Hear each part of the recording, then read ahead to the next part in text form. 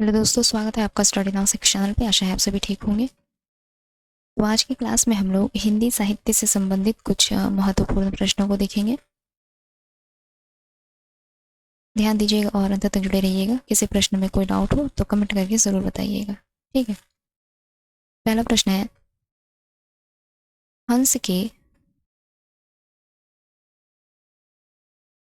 हंस के रेखाचित्र विशेषांक का संपादन किसने किया?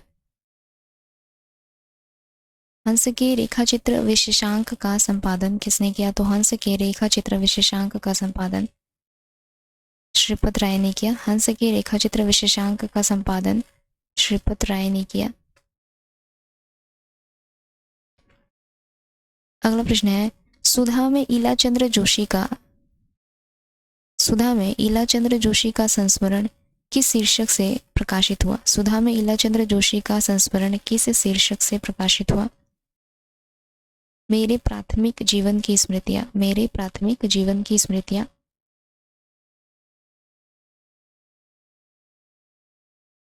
इसके अलावा सुधा में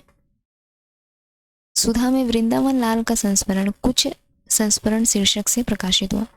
सुधा में वृंदावन लाल का संस्मरण कुछ संस्मरण के नाम से प्रकाशित हुआ। सुधा में ईलाचंद्र जोशी का संस्मरण मेरे प्राथमिक जीवन की स्मृतियां नाम से प्रकाशित हुआ, जबकि सुधा पत्रिका में वृंदावन लाल वर्मा का संस्मरण कुछ संस्मरण के नाम से प्रकाशित हुआ। वृंदावन लाल वर्मा का संस्मरण कुछ संस्मरण के नाम से प्रकाशित हुआ।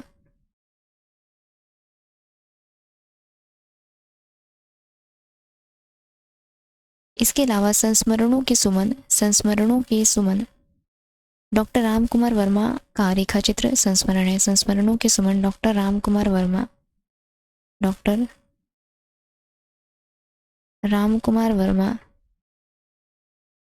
का रेखाचित्र संस्मरण है। अंतिम अध्याय पदुमलाल पुन्नालाल बख्शी का रेखाचित्र संस्मरण है। अंतिम अध्याय पदुमलाल पुन्नालाल बख्शी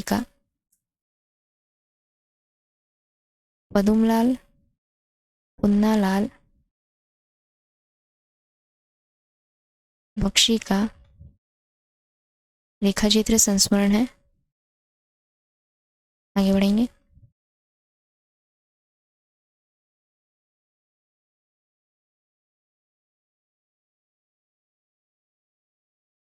अगला प्रश्न है, शिकार नामक संस्मरण किसके द्वारा रचित है? शिकार नामक संस्मरण किसके द्वारा रचित है? तो शिकार नामक संस्मरण श्री राम शर्मा के द्वारा रचित है।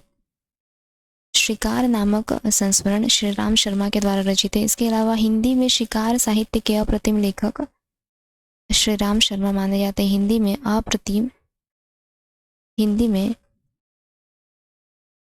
हिंदी में शिकार साहित्य के अप्रतिम लेखक रहे ये श्री राम शर्मा।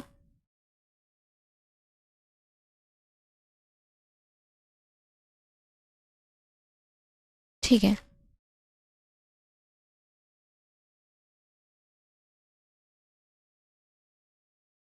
हिंदी में शिकार साहित्य के अप्रतिम लेखक श्री राम शर्मा।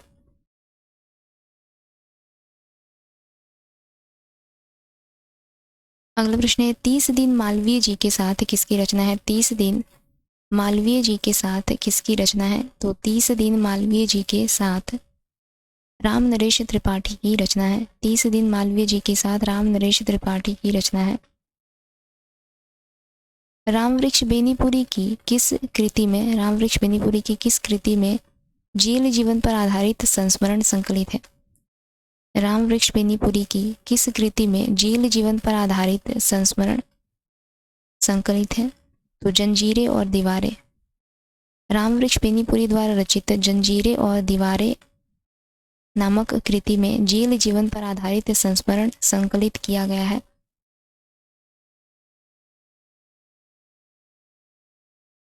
हिंदी साहित्य में संस्मरण साहित्य का सूत्रपात किस पत्रिका के माध्यम से होता है? हिंदी साहित्य में संस्मरण साहित्य का सूत्रपात किस पत्रिका के माध्यम से होता है?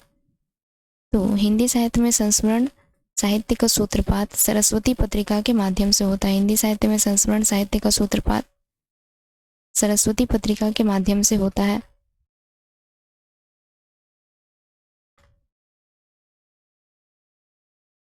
सुभाष चंद्र बोस के पत्रों का संग्रह, सुभाष चंद्र बोस के पत्रों के संग्रह का नाम क्या है? सुभाष चंद्र बोस के पत्रों के संग्रह का नाम क्या है? पत्रावली। सुभाष चंद्र बोस के पत्रों के संग्रह का नाम है पत्रावली।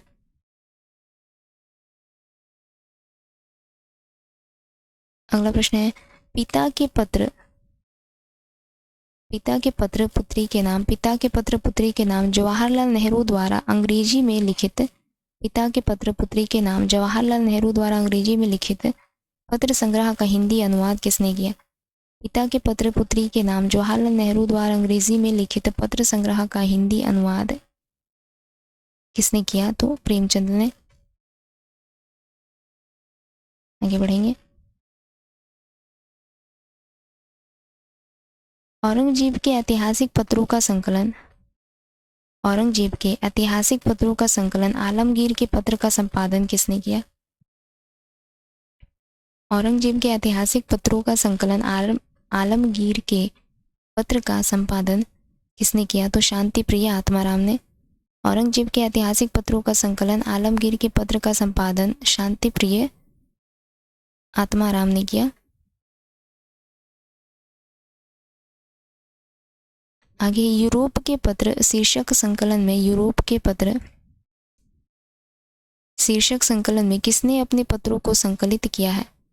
यूरोप के पत्र शीर्षक संकलन में किसने अपने पत्रों को संकलित किया है? तो धीरेन्द्र वर्मा ने। यूरोप के पत्र में अपने पत्रों को संकलित किया है धीरेन्द्र वर्मा ने। प्रेमचंद के पत्रों का संग्रह, प्रेमचंद के पत्रों का संग्रह चिट्ठी पत्री का संपादन किसने किया? प्रेमचंद के पत्रों का संग्रह चिट्ठी पत्री का संपादन किसने किया? अमृत राय ने। प्रेमचंद के पत्रों का संग्रह चिट्ठी पत्री का संपादन अमृत राय ने किया।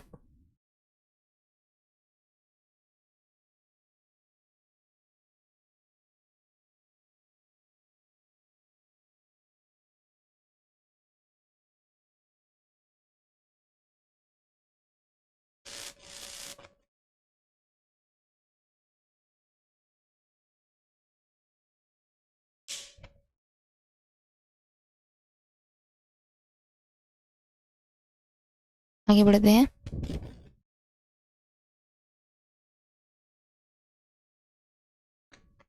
अगला प्रश्न है, नेमी चंद्र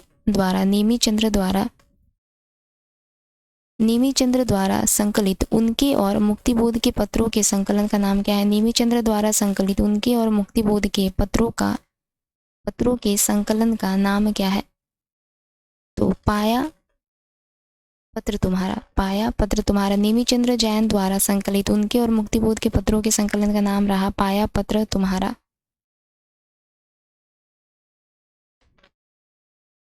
अगला प्रश्न है, इन खतों से खुशबू आती है, इन खतों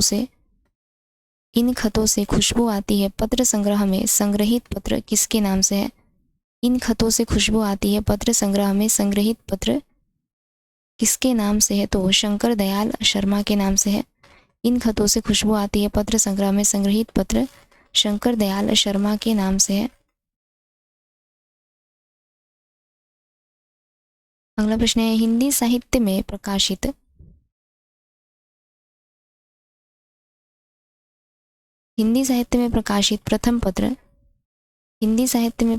प्रथम पत्र संग्रह में किससे संबंधित पत्र प्रकाशित हुए हैं?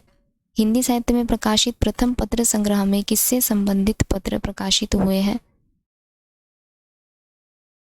तो स्वामी दयानंद सरस्वती। हिंदी साहित्य में प्रकाशित प्रथम पत्र संग्रह में स्वामी दयानंद सरस्वती से संबंधित पत्र प्रकाशित हुए हैं।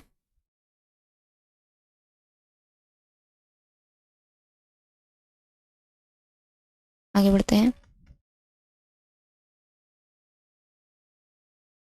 अगला प्रश्न है फाइल और प्रोफाइल नामक पत्र संग्रह के संपादक कौन है? फाइल और प्रोफाइल नामक पत्र संग्रह के संपादक कौन रहे? तो पांडे बेचन शर्मा उग्र फाइल और प्रोफाइल नामक पत्र संग्रह के संपादक रहे।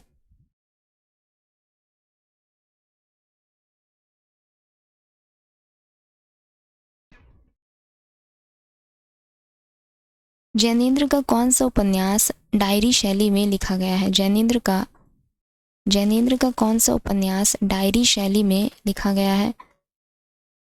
तो जैनेन्द्र का उपन्यास जयवर्धन, जैनेन्द्र द्वारा रचित जयवर्धन नामक उपन्यास डायरी शैली में लिखा गया है। जैनेन्द्र द्वारा रचित जयवर्धन नामक उपन्यास डायरी शैली में लिखा गया है। अगला प्रश्न है आलोचना पत्रिका के अंक 67, आलोचना पत्रिका के अंक 67 में किसकी डायरी प्रकाशित हुई? आलोचना पत्रिका के अंक 67 में किसकी डायरी प्रकाशित हुई? तो शिवपूजन सहाय की डायरी प्रकाशित हुई है आलोचना पत्रिका के अंक 67 में। हिंदी में इंटरव्यू विधा का सूत्रपात किसने किया? हिंदी में इंटरव्यू विधा का सूत्रपात किसने किया? बनारसी दास चतुर्वेदी ने। हिंदी में इंटरव्यू विधा का सूत्रपात बनारसी दास चतुर्वेदी ने किया।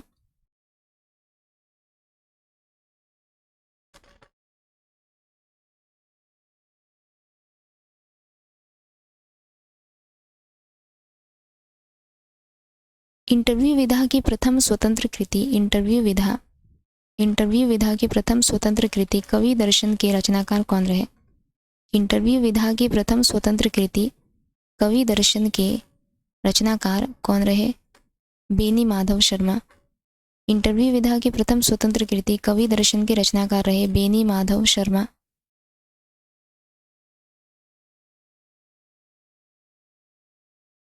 अगला प्रश्न है मैं इनसे मिला के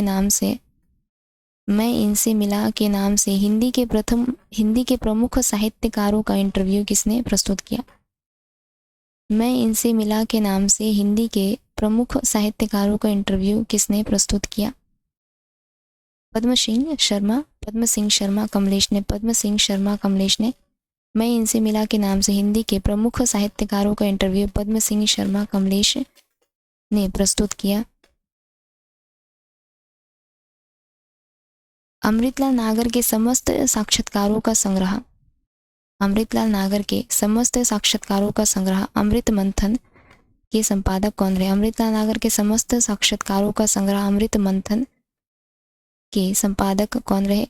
डॉक्टर शरद नागर और डॉक्टर आनंद प्रकाश त्रिपाठी। डॉक्टर शरद नागर और डॉक्टर आनंद प्रकाश त्रिपाठी उपर्युक्त दोनों अमृत मंथन के संपादक रहे।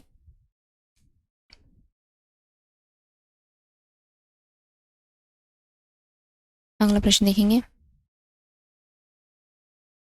सदादर्श पत्र के संपादक कौन थे? सदादर्श पत्र के संपादक कौन थे? तो सदादर्श पत्र के संपादक रहे लाला श्रीनिवास दास।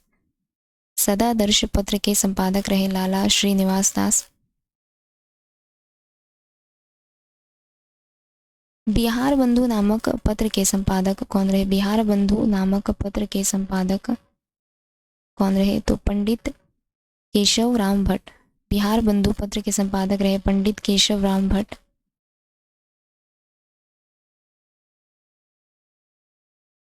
किस पत्र के मुख्य पृष्ठ पर अगला प्रश्न है किस पत्र के मुख्य पृष्ठ पर छपा रहता था कि शुभ सरस देश स्नेह पूरित प्रकट है आनंद भरे? किस पत्र के मुख्य पृष्ठ पर छपा रहता था कि शुभ सरस देश स्नेह पूरित प्रकट है आनंद भरे? तो हिंदी प्रदीप।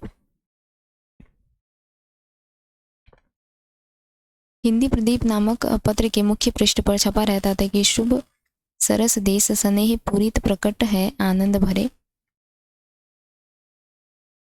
हिंदी प्रदीप पत्र के संपादक कौन रहे? तो बालकृष्ण भट्ट। हिंदी प्रदीप पत्र के संपादक रहे बालकृष्ण भट्ट।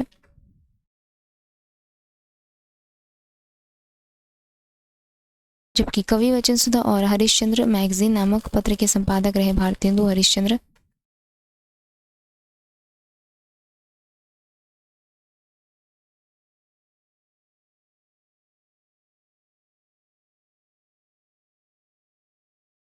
आनंद कादम्बिनी नामक पत्र के संपादक रहे बद्री नारायण चौधरी प्रेमघन। आनंद कादम्बिनी नामक पत्र के संपादक रहे बद्री नारायण चौधरी प्रेमघन। आज का अंतिम प्रश्न है,